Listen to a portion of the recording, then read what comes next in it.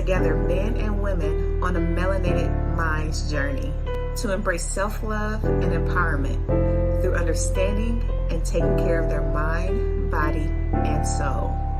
Melanated Minds is an exclusive community that uplifts and supports one another. The network made for us. Join the Melanated Minds Network today.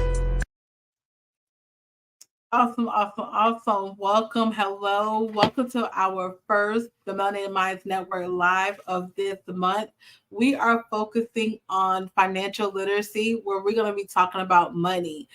This is something that we in our community, the minority community, sometimes are stressed about because we don't know how to either manage a budget or we allow money to tell us what to do. But today, we have an expert that's going to come on live, that's going to come share some nuggets with us, and also just show us how we can invest and how to make our money work for us. So I'm going to bring on stage Mr. Charles Hutchins. He holds a bachelor's and master's degree in finance and brings over 15 years of expertise in financial markets. His ultimate mission is to educate families on strategic investments and also lead them to generational wealth. Charles is licensed in life insurance and investment, and he is equipped with the knowledge and experience to guide you and your family to financial freedom. Mr. Charles Hutchins, welcome to the Melanated Minds Network. How are you this evening? Oh, blessed and highly favored. That's what I always tell everybody. So thanks for having me. Yes, awesome. Thank you for saying yes. As we were preparing for this season to speak about financial literacy, this month is Financial Literacy Month, and we know a lot of individuals in our community are not financially educated in regards to how, let the truth be told, a lot of us are not financially educated when it comes to money. So we definitely want to take time out to pour into our community and show them different avenues how to how to use their money and let it be a tool for them. So with that being said, I'll go ahead and let you have the floor, okay? So first I want to say thank you for, thinking about me. Right? I'm even honored to sit down and talk to everybody here because, sometimes people don't think about money in the way that they should. So before we even get started, a couple things I want to say. First thing, I'm in my office. So my dog starts barking. It's not me, it's the dog. So just bear with me. But everything I'm going to talk about tonight is for educational purposes only. I have to say that because I have a financial license. Anything you take as an educational perspective, not as actual financial advice. If you want financial advice, please reach out to me. We can have sit down, have some consultations. I can explain everything to you, but this is just educational purposes only. So don't, if I tell you about a stock, you don't just run out there, start buying it. Nope, look into it. It might not fit your particular needs, your particular investment portfolio. So just have to say that before we even get started. But again, thank you for having me tonight. It's a lot of places people like to start, a lot of places people like to go into. But the first thing that I think is the biggest misnomer in our community is that we don't have any money. I don't have no money. I don't have nothing.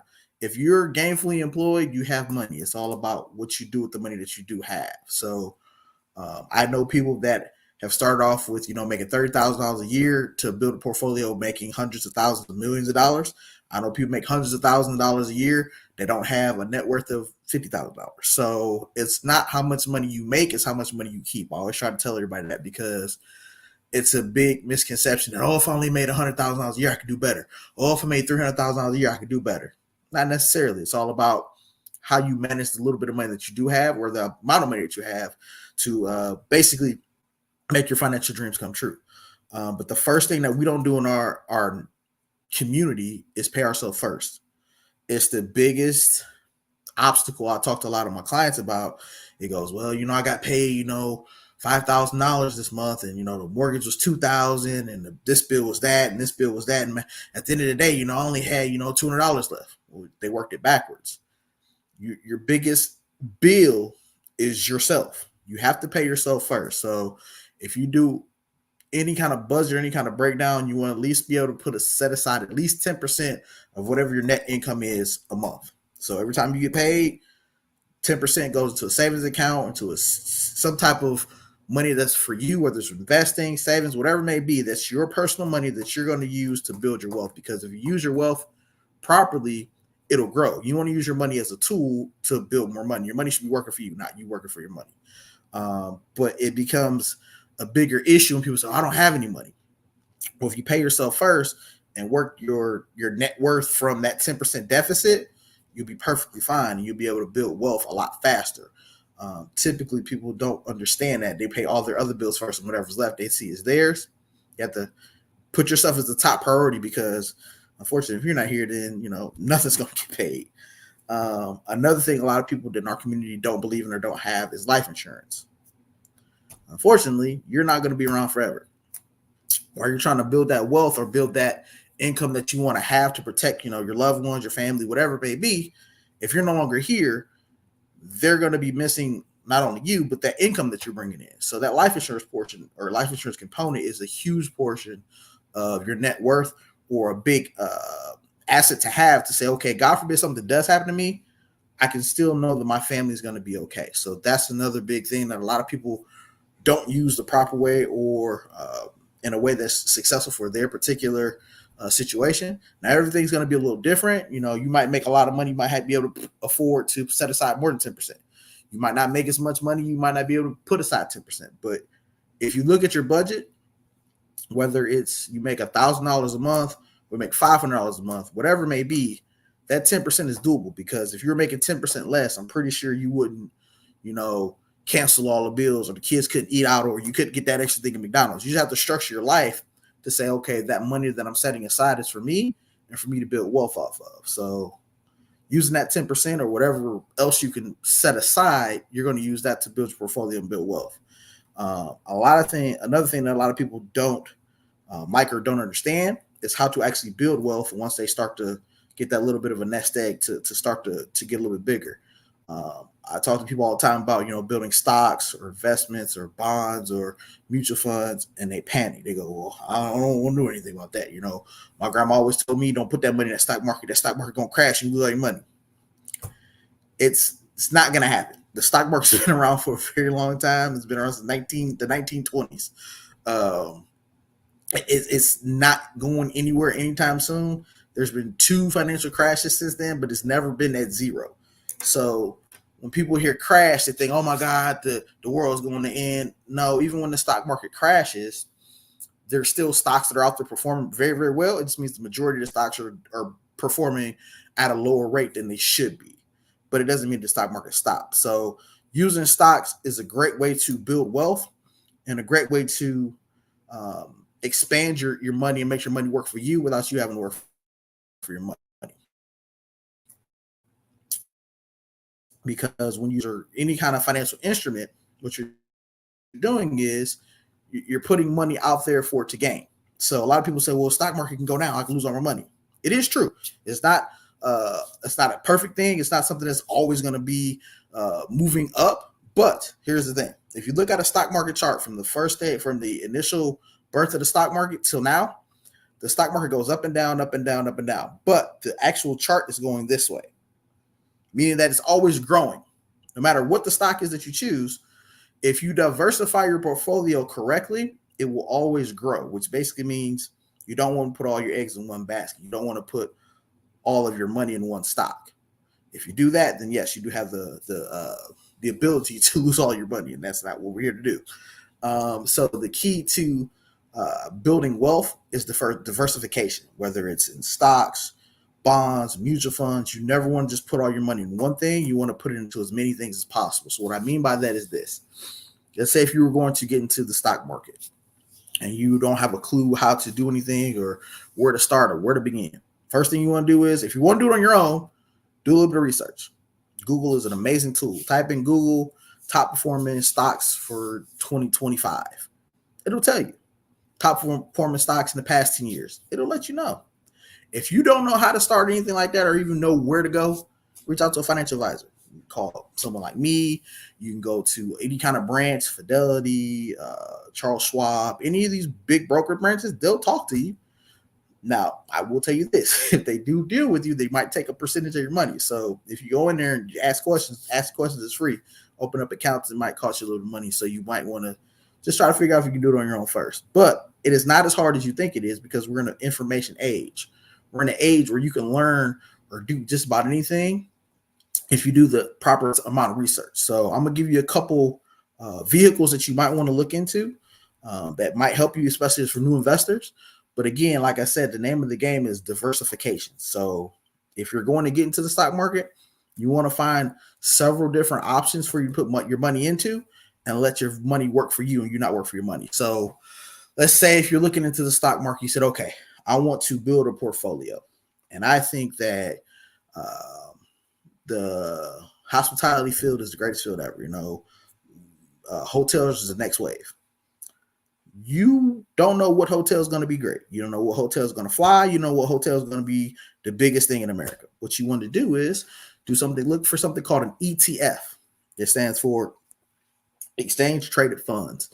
Basically, what an ETF is you can own just about every stock in that particular field in one stock or one fund, I should say. So instead of you saying, I'm going to go buy Hilton, or I'm going to go buy, Radisson, or I'm going to go buy, Marriott, in one fund, it'll have Hilton, Radisson, Marriott, DoubleTree, whatever hotel you can possibly think of, they can all be in one fund. That way, you're diverse. You got a lot of different things going on. So if that particular field grows, then your money's going to grow. But it's a way for you to do it at an inexpensive cost because you're not buying each one of those stocks at its face value. So you're not paying, $100 for Hilton. You're not paying another $200 for Marriott. You can buy that one stock for anywhere from, $30 to $70, depending on what the ETF actually is. You can do that for just about any particular field that you're thinking of. There are 11 different sectors for ETFs. It's energy, materials, industry, consumer goods, consumer staples, financial markets, healthcare, real estate, infrastructure, utilities, and telecommunications. I think I got all 11 of them. I haven't taken the test in a while, but check me on that. But any of those fields have ETFs, meaning that you can buy into that field and you'll buy multiple entities in that field to help you with your diversification. Another thing you want to look into if you are starting off as a very, very new trader or new investor is something called an index fund. What an index fund is basically buying the entire market, but there are different markets out there. So there's something called the S&P 500. It's the 500 largest companies in the world or in the country. They have all 500 of them in one stock. It's called S&P 500 index. So if the S&P 500 goes up 5%, then your money grew 5%. Whatever the market does, you're going to do. Like I said before, the market goes up and down, but it's always been going up and to the left or up and to the right at a consistent rate, which means it's always been growing. So if you invest in something as simple as a S&P 500 index, you're going to gain wealth. Now, it might not be at a very quick rate. You might not be rich tomorrow, but you're going to be growing your money. That's the important part. You want to grow your money. If you're not growing your money, you're just keeping it in the bank, or if the bank's not giving you anything but 0.000002 on your money, and inflation is 5%, you're losing money. So you have to figure out a way to keep up with inflation to keep your money growing or keep it moving for you. Another index that you might want to look into is something called the NASDAQ, or the QQQ. It basically looks at the NASDAQ, which is another group of financial markets that actually grows. It's been growing at a pretty decent rate as well. The stock market grows anywhere from 8 to 12% annually. So you're always, well, not always, but you're going to be looking at a gain if you diversify properly, no matter what you put it in. The issue is going to become when you put your money into one thing because Tesla's going to be the greatest thing ever. I'm going to buy Tesla. Well, it may be the greatest thing ever. It might be the next big boom, might be the next big stock. But if that stock takes a turn for the worse, unfortunately, now you're bankrupt. You lost all your money. So diversification is going to be the key. Another good way you can make sure you're diverse is by using something called a mutual fund. Now, a mutual fund is very, very similar to an ETF. The difference is the managing of it. So what an ETF is it'll be maybe the top 20 performing stocks for that particular field. And it'll be managed. They'll look at who's the top performing companies, and they'll put them all into an account. And that account will be managed roughly about every year. They'll take a look at those stocks and then kind of reorder them based on who's now the best stock and who's not the best stock. And they'll reorder, and then they'll keep it on about every year. They do about a review. A mutual fund is similar, but not the same. So basically means those same funds, you can get the same field, but instead of it being monitored, once a year, they're looking at it every 2 weeks, every 3 weeks. It's always constantly changing, but it's always high performance. So it's managed a little bit differently. So since it's managed a little bit differently, paying for it can be a little bit more expensive because it's a different fund, but it's not outrageously expensive. You can get an ETF or you can get a mutual fund for, so, 30, 40, 50 bucks. I mean, we're not talking about something that's going to break the bank. These are things that are very, very affordable, but most people don't know they have access to them because they don't look into the market. They rather put their money into a savings account, just hope and pray that it works, or just keep money under a mattress. Well, unfortunately, that's not growing for you. With inflation, you actually end up losing money. So you want to be mindful of where you're putting money for it to be a better product for you. There are a lot of different ways you can do things, a lot of different ways you can make money, but typically in the market, there are going to be two ways you can make money. The first way is called a dividend, and the second one is called equity. So when you buy stock, some stock, not all stock, they produce something called dividends. What that means is you bought a stock for, let's say, $100. That company says, you know what? We had a really good year last year. Since we had a really good year last year, and you gave us $100 to support our company, we're going to give you a percentage of our profits. So our company had made, an additional $100 million. We're going to set aside $1 million of that, and we're going to give 5% of that $1 million to everybody that has a share. So you'll get whatever that percentage is off your share price. So if your share price is $100, 5% of that, you get a $5 dividend, which is pretty cool because it's money that you didn't do anything for. You're just sending you a check for $5. Most of the time, they're a little more than that, depending on how many shares you have, what percentage they're giving out. But that's free money for you just for investing your dollars. Typically, they pay dividends every quarter. Some pay them semi-annually, which is every 6 months. Some of them pay annually. So it's a way for you to gain money without even doing anything. You gave them money to put into a stock, and now they're paying you for basically investing in their company. Another misnomer for when you invest, though, is you're just throwing your money away. People don't understand because in our community, if you don't have a tangible good, I wasted my money. I didn't go buy no shoes. I didn't get no sneakers. I didn't get no shirt. You're owning a company. You have to understand that investing is owning. You own a company. You own Apple. You own Tesla. You own Disney. You actually own these companies. They belong to you. You are a shareholder. That's what a shareholder is. You own a share of the company. So for a lot of people, it's, I put all this money in the stock market. The stock went down. But that's your company. Your company didn't do very well. But that's fine. If you have confidence that you chose the right company, it's going to come back. I always tell all my investors, it always bounces back. A stock may go down, it'll always bounce back. You just got to hold on to it for a little bit longer. Just let it ride out. Don't panic. Don't invest in fear. Just let the things go and let them grow, and you'll see a return. You'll see money come back out to you. But dividends is a great way to have a secondary income, or have a way to support have a recurring income coming to your household without you having to do anything because you invested money. It's a really cool trick that I learned from one of my mentors, how to get a free phone bill. So give you this quick tip. Again, this is all for educational purposes. I'm not just take it with a grain of salt and just understand the concept behind it. So he owns AT&T. This is a stock. You can buy it on Robinhood. You can buy it on Charles Schwab. You can buy it on TD Ameritrade. You can open up a brokerage account and buy your own stock. So he owns AT&T. AT&T pays a dividend to him every quarter. So he said, I have AT&T phone. I'm going to make my AT&T stock pay my AT&T phone bill. So what he did was he calculated how much his phone bill would be every 3 months. How much stock would I have to own to get a dividend to cover that bill? And that's what he did. He purchased that amount of stock. So in 3 months, he got a check for, I think, like $640, paid his phone bill. That was additional money that he had coming from the company, not including the investment that he has in the company. So his investment is still growing in AT&T, but now they're giving him a dividend that pays his phone bill. They don't have a phone bill now. The company's paying for it.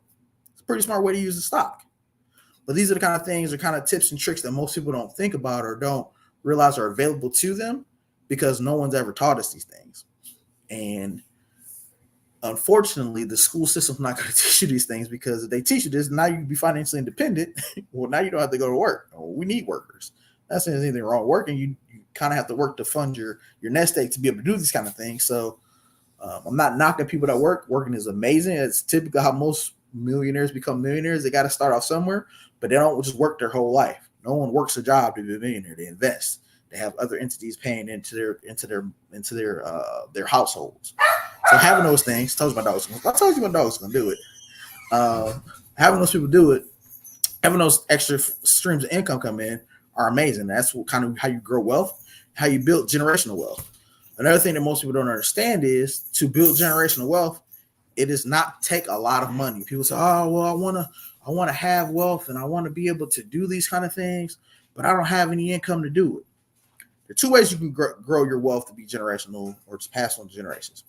You have a little bit of money and a lot of time, or a lot of time and a little bit of money. Most people have the former. They got a little bit of money and a whole lot of time. So I always do this exercise with all of my clients. Did you know that if you opened up just a regular mutual funds pay about 8 to 12% ballpark, depending on what you have. I have some mutual funds that pay at about 18 to 20%, depending on what they do. But let's say you have a modest one. Let's say you have one at 9%. If you put $300 into a mutual fund at 9% for, I think it was 28 years with 5% inflation, you'll have $750,000. $250,000 just from $300, because compounding interest is a real thing. So your money actually grows on a compounding interest rate, because it's kind of like I always explain it like this. When you have mold on a piece of bread, this is the analogy I can explain it best way. If you have a little piece of bread and it's starting to get moldy, it'll just get hard and crusty. It might not get moldy, but it might take a while to do it. But if you have a really big loaf of bread and a little bit of mold on it, that mold will grow really fast because it has more things to eat. The more money you put into that account is basically the bread. It's what's driving it. That's why it eats it faster. So your money actually compounds faster because you're feeding it. You're putting that $300 in there every month. So that plus the interest rate grows your money exponentially. But a lot of people don't know that because, again, A, they didn't learn it, or they don't have the financial backing of someone telling them or showing them how to do it. I always laugh at a lot of my clients as well that are older. Like, oh my God, had I known this younger, I'd be a millionaire. Well, yeah, that's true, but you have children. So why don't you teach your children these things? Well, I didn't know these things. Well, it doesn't matter. If you teach your children, they will learn it. They might not seem like they're interested in it now, but it will click. It will spark. It happens all the time. It happens with my kids. My kids now are 11 and 12, or I'm sorry, 10 and 11. Don't know how old my kids are. And when they were really, really, really younger, I told them about investments, talking about stocks and bonds and, how to trade on the market. I didn't think they were listening, but, teach them, hey, this is ownership. They have their own accounts. They both have their own UPMA accounts or minor accounts. But my daughter, I never forget it. She came to me, said, Daddy, did you know that Disney is having its 50th anniversary now? So I'm thinking she's going to say, can we go to Disney? I'm like, yeah, I've heard about that. So that means a lot of people going to Disney, right? I'm like, yeah. She said, well, if I buy Disney now as a stock and all those people go, I get paid off that, right? And I just kind of laughed at myself because in her eyes, she said, all these people going to go to Disney. I want to make the money that Disney making. I can own Disney. But it was just a little spark in her. She was 7 years old at the time, I believe when she said that. But now she understands, hey, instead of me going to go to Disney World, I can buy Disney World. I can own it. But those are the kind of things that we don't teach our kids or anybody in our neighborhood or our environment or our community, because A, you didn't know, or B, you're afraid to get the information out. I'll beat my head against the wall all day long if it takes me 4 months, 6 months, 8 years, whatever, for you to understand, hey, this is a way to get out. This is a way for you to build wealth. This is a way for your family to grow.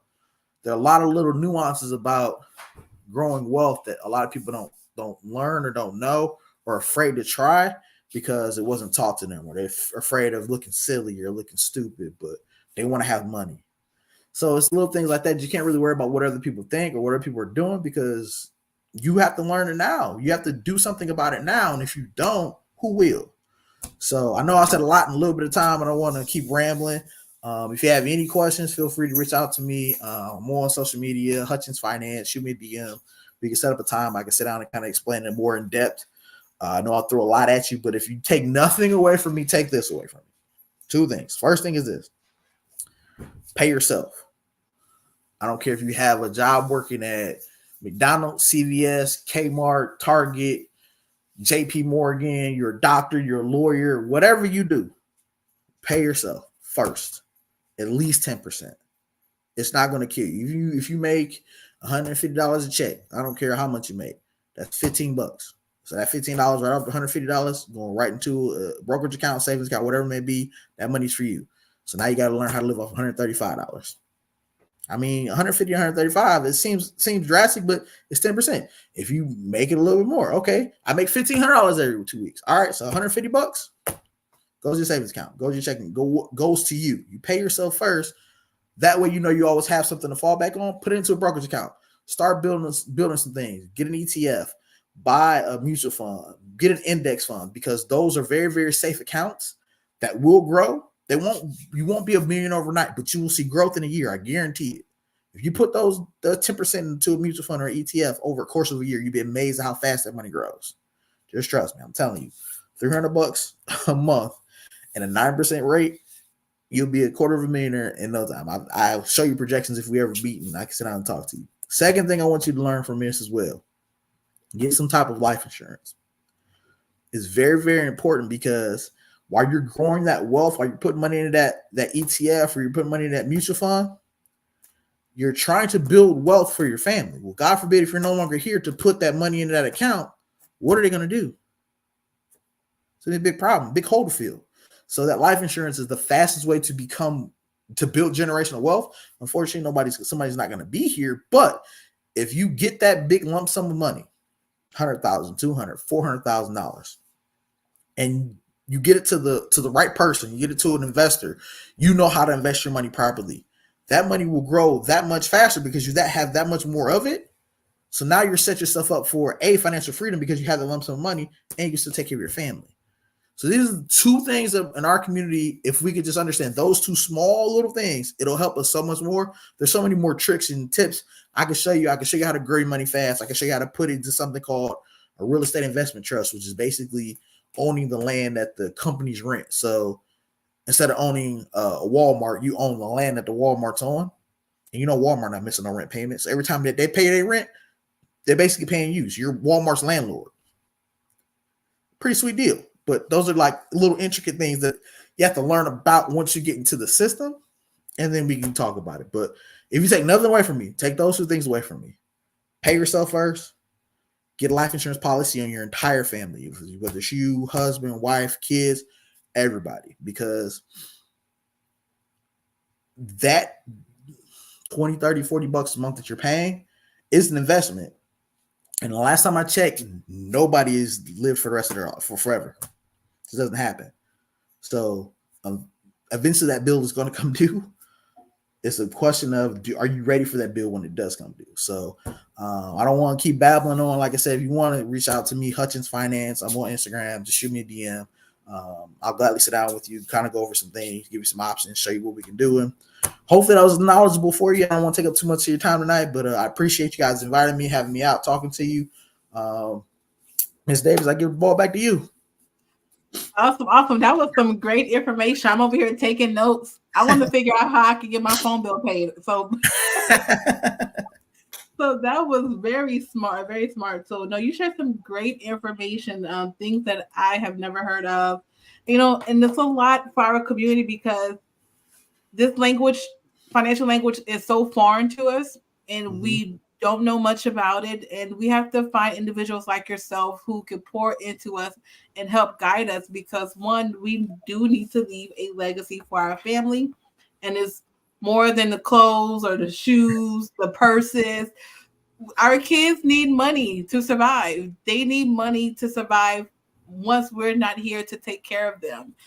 So this was great information. I truly appreciate it. If you have more questions, you can follow Mr. Charles at Hutchins Finance, which is via Instagram.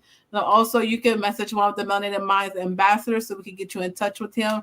But again, this whole month we'll be talking financial literacy, because we want you all to be equipped in regards to the Melanated Minds Network, which is mental health, spiritual well-being, physical fitness. A lot of our stress comes from what? Not having money. Yep.